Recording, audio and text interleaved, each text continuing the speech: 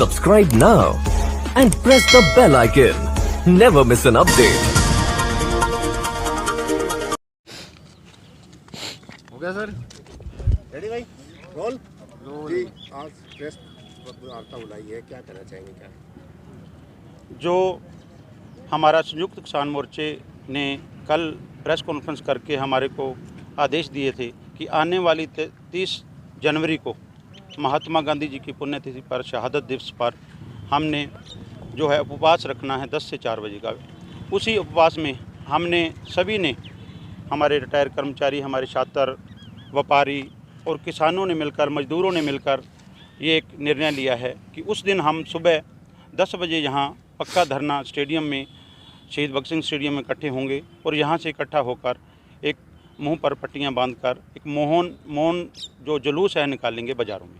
उस मौन जुलूस में हम सभी भाईचारों को साथ लेकर, हिंदू, मुस्लिम, सिख, ईसाई, सभी भाईचारा को साथ लेकर, सभी संगठनों को साथ लेकर, चाहे कुछ छात्र संगठन है, चाहे व्यापारी संगठन है, किसान हैं, हमारे मजदूर हैं, दुकानदार भाई हैं, सभी हम मिलकर इस सरकार को चिताएंगे कि जो इस सरकार ने 26 जनवरी वाले दिन घिनौनी हरकत की है, जो हमारे देश के तिरंगे के अपमान किया है इस बीजेपी की सरकार ने, उसका अपमान हम नहीं सहेंगे। हम किसान हैं, किसान का, मजदूर का बच्चा बॉर्डरों पे इस देश की रक्षा कर रहा है, तिरंगे के लिए अपने प्राणों को न्यौछावर कर रहा है इस देश के लिए।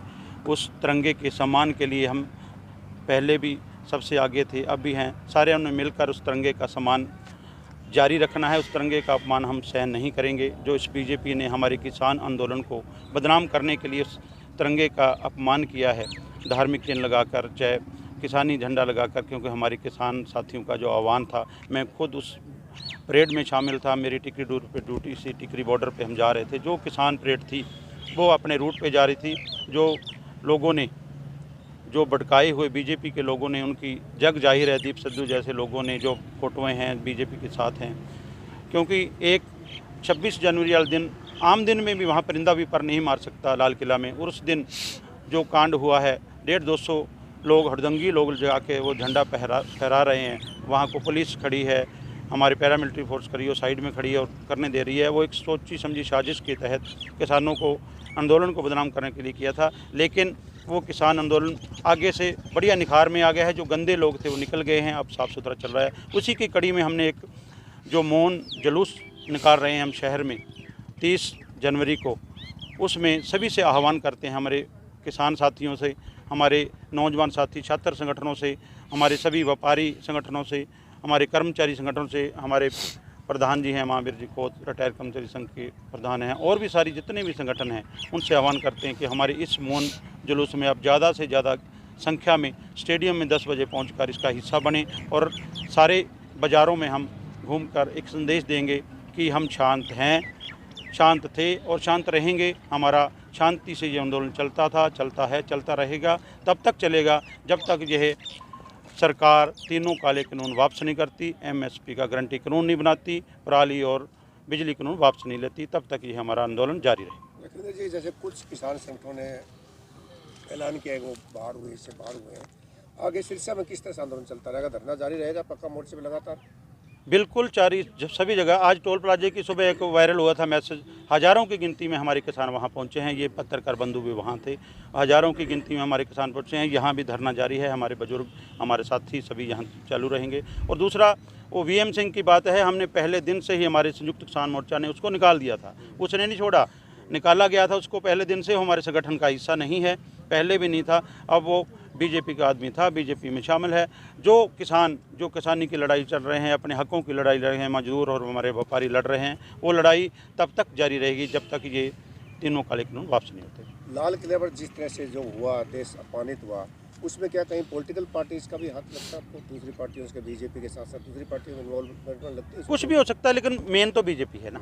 आप, क्योंकि हम सरकार, जो भी सत्ता में सरकार, हम अपनी उनकी नीतियों के विरोध में हैं। हम किसी के विरोधी नहीं हैं। हमारी कोई पर्सनल मोदी से या अमित शाह से कोई पर्सनल हमारी रंजिश नहीं है। हमारी उनकी नीतियों के खिलाफ हमारी लड़ाई है। जो उन्होंने हमारे ऊपर कानून सौंपे हैं, उनके खिलाफ हमारी लड़ाई है। किसी व्यक्तिगत लड़ाई तो है नहीं किसी की, और ये कोई भी कर सकता है। इसलिए ये जो आंदोलन को ख़राब करने का जो काम किया था, वो सारी दुनिया देख चुकी है। क्योंकि जब हमारी परेड जा रही थी तो दिल्ली वाले लोगों ने फूल बरसाए, हमारे लिए लंगर लगाए, स्वागत गेट बनाए, जहाँ से हमारा रूट दिया गया था वहाँ हमारी उन लोगों ने, व्यापारी लोगों ने, दिल्ली वाले लोगों ने बहुत ज़्यादा इसको जो हमारी जाके स्वागत किया। इसको भटकाने के लिए कि हमारा मैसेज ज़्यादा ना जाए, उसको मीडिया को उधर घुमाने के लिए वो किया गया है। षड्यंत्र है, वो सब जानते हैं, वो धीरे धीरे पर्दाफाश हो जाएगा। वो षड्यंत्र का एक हिस्सा था। जिस तरह से किसान संगठनों ने आह्वान किया है, आप किस तरह से उनके साथ? मैं मदन लाल को जिला प्रधान सर्वकौन संघ हरियाणा सिरसा आया। आज का जो ये प्रेस कॉन्फ्रेंस के माध्यम से हम देश और प्रदेश की सरकार को चेतावनी देते हैं कि तब तक ये काले कानून वापस नहीं होते, कितनी कुटिल चाले चल ले, हम उसका मुंह तोड़ जवाब देंगे। किसान जत्थेबंदियाँ, संयुक्त किसान मोर्चा संघ जो भी आदेश देगा, पहले भी सर्वकौन संघ तालमेल कमेटी सिरसा डिपो हमेशा से इनके कंधे से कंधा मिला के अग्रणी पंक्ति में रही है, आगे भी रहेंगे। और सरकार जो अच्छी हरकतें कर रही है, इनका मुंह तोड़ जवाब देंगे। तीनों काले कानूनों को वापस करके मानेंगे, नहीं तो इससे भी तीखे आंदोलन के लिए सरकार तैयार है। 30 तारीख का जो मोमेंट है, जो साथी कहेंगे, हजारों की संख्या में सिरसा डिपो के कर्मचारी, श्रम संघ के तमाम विभागों के कर्मचारी इसमें बढ़ चढ़ कर हिस्सा लेंगे। धन्यवाद। मेरा मानना है कि जो किसान 2 महीने से अपने ट्रैक्टर पर किसानी झंडा और तिरंगा झंडा लहरा रहे हैं, वो कैसे 26 जनवरी के दिन भारतीय झंडे का विरोध कर सकते हैं। और जिन किसानों के बेटे फौज में है, पुलिस में हैं और अपने बच्चों को तिरंगे में लिपटा हुआ देखकर जो किसान अपने आप को पर गर्व महसूस करते हैं, वो लोग कैसे तिरंगे का अपमान कर सकते हैं। मैं तो ये कहती हूँ जनता से कि इस पर विचार करे, सोचे, किसानों का किसी मामले में विरोध न करे। 30 तारीख को आप किस तरह समर्थन करेंगे? जैसे हमारे बड़े भाई साहब ये सब कहेंगे, उसी तरह से हम भी उनके साथ। जो हमारे संयुक्त मोर्चा ने 30 तारीख को एक पूरे देश के अंदर उपवास का जो हमें 10 बजे से लेकर 5 बजे तक का जो आदेश दिया है, उसको हम उसी कड़ी में सिरसा के अंदर हम ये पक्का मोर्चा शहीद भगत सिंह स्टेडियम में सभी लोग इकट्ठा होंगे और हम अपने मुंह पे पट्टियां बांध के एक मौन जुलूस निकालेंगे पूरे शहर के अंदर। और इसमें सारे स्टूडेंट, कर्मचारी, व्यापारी, किसान, मज़दूर सभी भाई हमारे साथ होंगे और हम बाज़ारों के अंदर ये जुलूस निकालेंगे, क्योंकि उसमें हम एक संदेश देना चाहते हैं कि हम कल भी चुप थे, आज भी चुप हैं, आगे भी चुप रहेंगे और शांति से हम अपना आंदोलन चलाते रहेंगे। और मैं दूसरी बात आपको बता देना चाहता हूँ कि इन्होंने थोड़ा सा हमारे हरियाणा और पंजाब में भी आपस में इनको बढ़ाने का काम इन्होंने किया था। उसका भी खाप पंचायतें, जो अभी मेरे को पता चला, जो हमारी खाप पंचायतें, उन्होंने फैसला किया है कि इस आंदोलन के अंदर हम 3 लाख प्लस ट्रैक्टर हम भेजेंगे। अभी बैंसवाल कलामत से भी हमारी एक साथी की बात हुई है, वहाँ से भी बहुत सारे जो हमारे किसान भाई हैं तो वो अपनी ट्रैक्टर ट्रॉलियों से सिंगू बॉर्डर और टिकरी बॉर्डर पे पहुंचना शुरू हो गए हैं।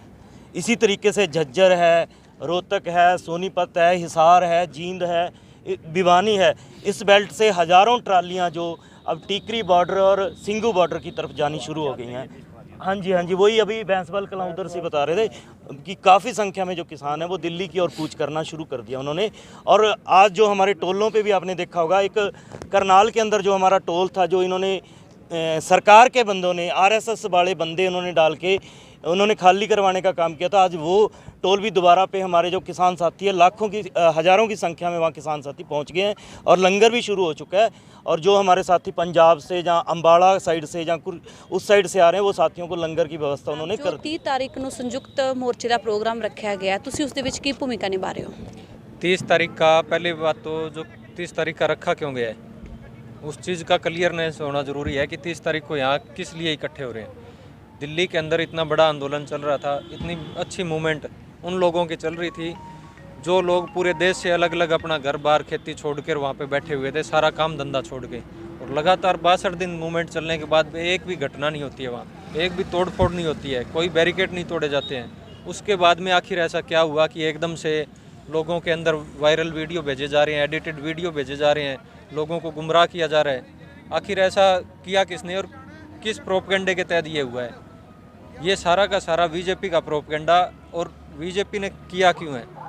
क्योंकि उन्होंने बार बार कोशिश की कि हरियाणा और पंजाब का जो भाईचारा है, पहले इन्होंने SYL के ऊपर डिवाइड कर रखा था, उसके बाद में इन्होंने और काफ़ी प्रोपगेंडे चलाए वो जो इनके कामयाब नहीं हुए।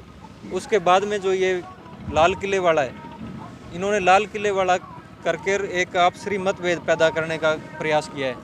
हरियाणा और पंजाब का हमारा भाईचारा पहले भी था और आगे भी रहेगा। और ये जो किया है, लाल किले के अंदर एक परिंदा भी पैर नहीं मार सकता, वहाँ पे ये सारा कुछ करवाया गया है। सरकार के इंटेलिजेंस को पता था, जिस दिन ये प्रोग्राम होता है उससे पहले भी ये चीज़ें निकल के बाहर आई थी, भी एक अलग से कुछ गुटबाजी चल रही है, कुछ अलग करने का उसमें प्लानिंग चल रही है। सरकार के पास भी रिपोर्ट थी। ये सारा करके सरकार ने जो खेल खेला है उसके विरोध में हम 30 तारीख को यहाँ शांति मार्च निकालेंगे और मुंह पे पट्टी बांध के पूरे शहर के अंदर।